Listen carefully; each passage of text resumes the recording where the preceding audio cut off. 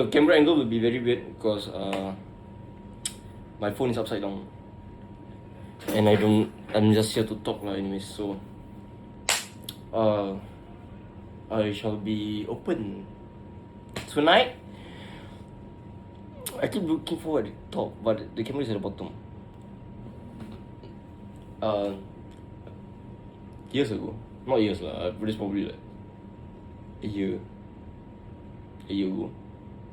I mean, it has been a long time now since I felt this way. So from 2020, I think, if I recall, 2020, 2019, the day after I got kicked out from my mom's house, my stepdad's house, I felt a bit off.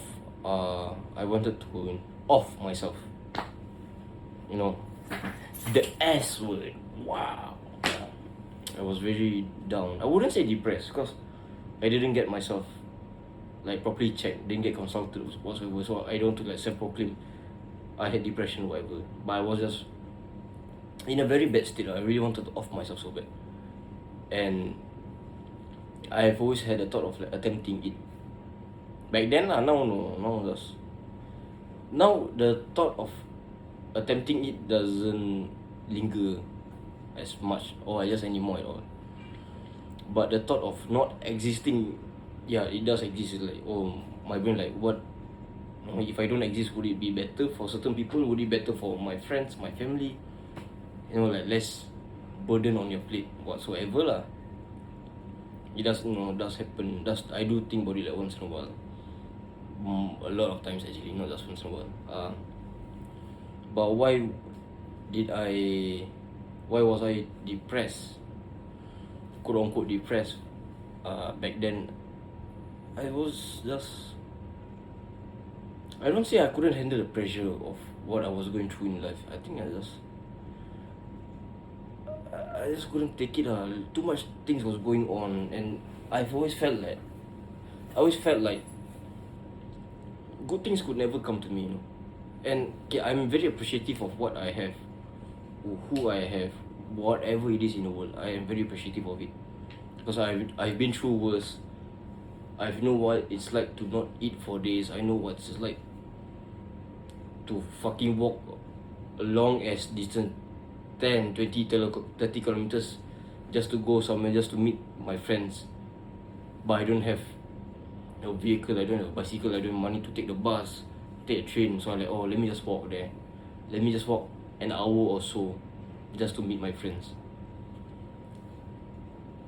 I've never heard a lot of thanks for walking this far just to see me. None of my friends has ever said that. So that low-key still hurts me like a bitch until this day. They could thank me now, and I probably like, it's too late because it's deep in this heart. Yeah, I mean very petty, yada yada. So yeah, back then, yeah, like I said, I've never felt like good things always come to me. Like when something good happens, I probably enjoy it for like a few minutes or a day or two. And after that, like, oh shit, I have to expect for the worst. Because I know when something good happens, another bad thing could top it off easily. And then I'm like, fuck, I really cannot do anything about it. So yeah, that's how I feel. I was about to say that's how I felt. No, that's how I feel. So, I mean, even now, like, bad things are always happening to me. It's quite rare that good shit actually happens. It's quite rare for anything positive to happen in my life. And I know people who say like, comparison is a thief of joy. It's easy for you to say when you could have it easily, when you are given that something. So like, let's say, if I were to compare my life with others, like, sialah kau balik dapat cuma apa, duit tak sepenting untuk kau sekarang. So kalau kau balik kau lapar, mak kau boleh masak. Kalau kau nak duit belanja boleh minta apa-apa. Kau just kena bersyukur at least kau dapat jumpa bapak kau, macam dorang sayang kau sayang dorang. Duduk satu rumah, dapat borak. Just be a normal fucking family. Doesn't have to be a fucking happy family. Then they be like, kenapa kau compare? Macam kau kena bersyukur apa kau ada hidup kau. You go home to a full house. I go home to an empty mirror, empty room. So it's like, it's those thoughts like fucking, affects me lah. And I wish I could say I'm a family man.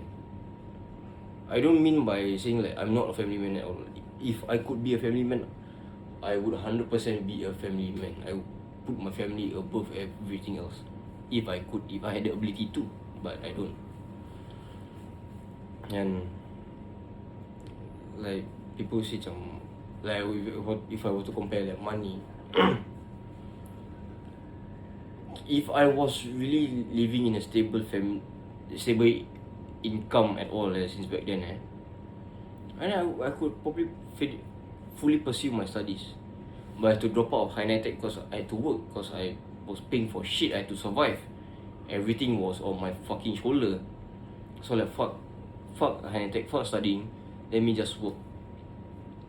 And that was my regret lah, because I didn't get to finish my studies. I worked like hell till my NS. Then after my NS, like fuck, I have to work like hell anymore. Like I have to continue working.